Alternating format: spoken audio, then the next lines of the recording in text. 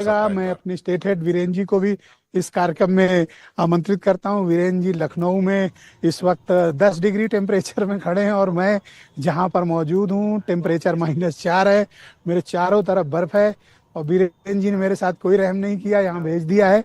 तो वीरेन जी बताइए मुझे कि इस दावोस में जो खास तौर पर उत्तर प्रदेश का डेलीगेशन आया हुआ है उसने क्या तैयारियां की हैं और किस तरह के निवेश को और किन पॉलिसीज को ज्यादा प्रमोट करने की बात सरकार की तरफ से तय हुई है।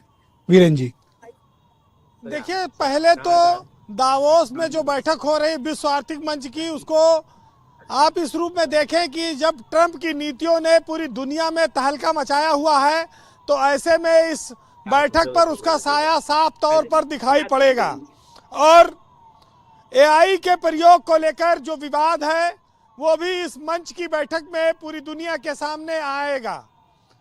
ब्रिजेश जी, ये जो दावोस की मीटिंग है, ये कहा जा रहा है कि ये आर्टिफिशियल इंटेलिजेंस और न्यूक्लियर एनर्जी के लिए एक संगम का मौका है और बिजली की खपत खास तौर से पूरी दुनिया में एक नई चुनौती बनकर आ रही है। हालांकि भारत इसमें स्वच्छ ऊर्जा के रूप में एक नई पहचान, मजबूत पकड़ बना रहा है, लेकिन ये एक बहुत महत्वपूर्ण बैठक दावोस में बताया जा रहा है कि इन सब चीजों पर होगी। यूपी से भी डेलीगेशन गया है, लेकिन भारत के 4 केंद्रीय मंत्री, 6 राज्यों के मुख्यमंत्री और 100 से ज्यादा ऑफिसर इसमें शामिल हो रहे हैं। उत्तर प्रदेश से कौन कौन है वीरेन जी? उत्तर प्रदेश से सुरेश खन्ना मंत्री हैं, उनके नेतृत्व में मनोज कुमार सिंह जो पूर्व चीफ सेक्रेटरी थे, उत्तर प्रदेश परिवर्तन आयोग के सीईओ हैं, दीपक कुमार जो आईआईडीसी हैं, इन्वेस्ट यूपी के अधिकारी विजय किरण आनंद, इंद्रजीत सिंह, कई सारे लोग गए हैं। मुख्यमंत्री के सचिव भी इस दौरे पर हैं, अमित सिंह।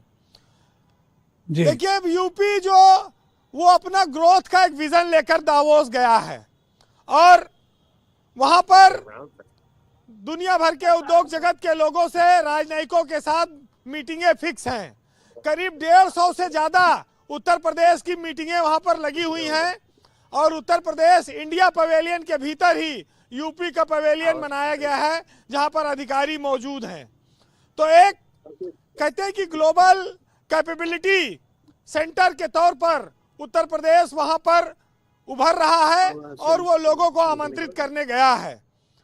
दावोस दुनिया में बहुत महत्वपूर्ण इस समय मंच हो गया है, क्योंकि जब अमेरिका के राष्ट्रपति जैसे सारी दुनिया के नेता वहां आते हों तो स्वाभाविक है कि वहां से जो चीज निकलेगी वो अलग अलग दिशाओं में जाएगी और उसका फायदा मिलेगा। बस खाली खतरा इस बात का है कि इस दावोस के मंच को अमेरिकी राष्ट्रपति अपने दादागिरी के मंच के तौर पर इस्तेमाल न कर लें, क्योंकि वो वैश्विक दादागिरी के तौर पर इस समय बदनाम हो रहे हैं।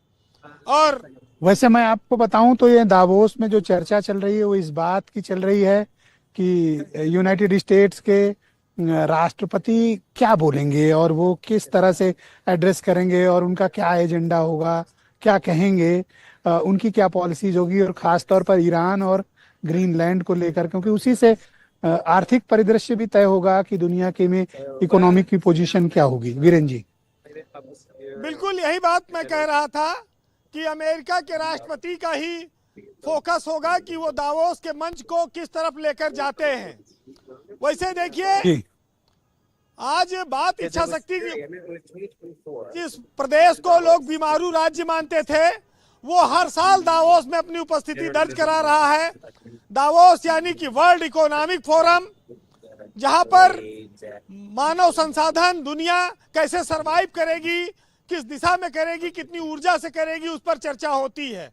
तो भारत का उत्तर प्रदेश जैसा राज्य आज पूरी दुनिया को आमंत्रित कर रहा है, तो अपनी ताकत, अपने स्वास्थ्य और अपनी सुविधाओं और इंफ्रास्ट्रक्चर के दम पर। तो इस बात को लेकर हम आंध्र प्रदेश, तेलंगाना जो पहले से विकसित राज्य हैं, वो आईटी सिटी के रूप में जाने जाते रहे हैं, लेकिन यूपी ने सेमीकंडक्टर से लेकर मोबाइल निर्माण से लेकर बहुत सारे एक्सप्रेसवे और बिजली के क्षेत्र में बहुत सारे जो काम बढ़ रहे हैं उसको लेकर वो सामने गए हुए जो हैं। मैंने यहाँ पे देखा, ब्रजेश मैं एक जी, चीज जरूर उत्तर प्रदेश की सरकार को सजेस्ट करना चाहता हूँ कि वो तैयारियों की तुलना और देखें कि किस स्केल पर आंध्र प्रदेश ने तैयारी की है।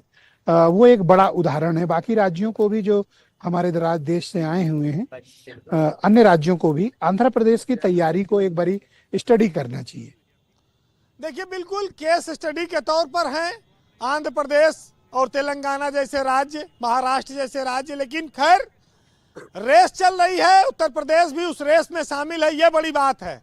हिंदुस्तान के कितने राज्य के प्रतिनिधि वहां गए हैं?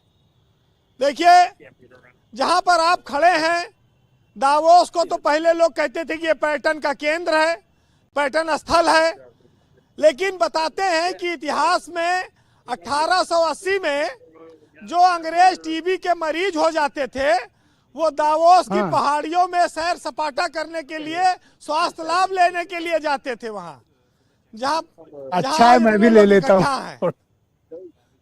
और दूसरा क्या स्टोरी लाए, वाह। देखिए वो तो टीबी मरीजों के इलाज का बहुत बड़ा केंद्र रहा है। और दूसरा ये जो चर्च की बात आप कर रहे हैं, ये चर्च भी वही, अच्छा, ट्रम्प ने चर्च कब्जा करा के उस पे यूएस हाउस लिखवा लिया, जहां पर अमेरिका के राष्ट्रपति रुकने वाले हैं।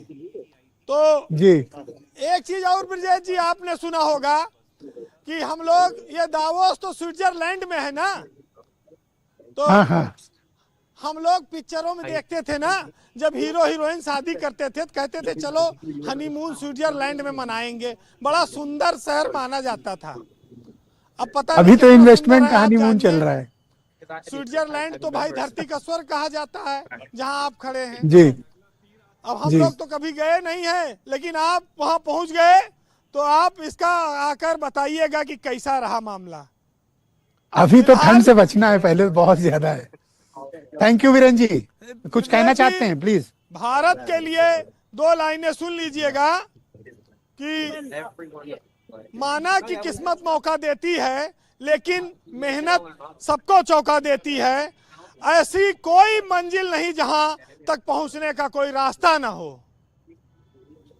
बहुत शुक्रिया वीरेन जी, आपका बहुत धन्यवाद। आपने वहां से मौका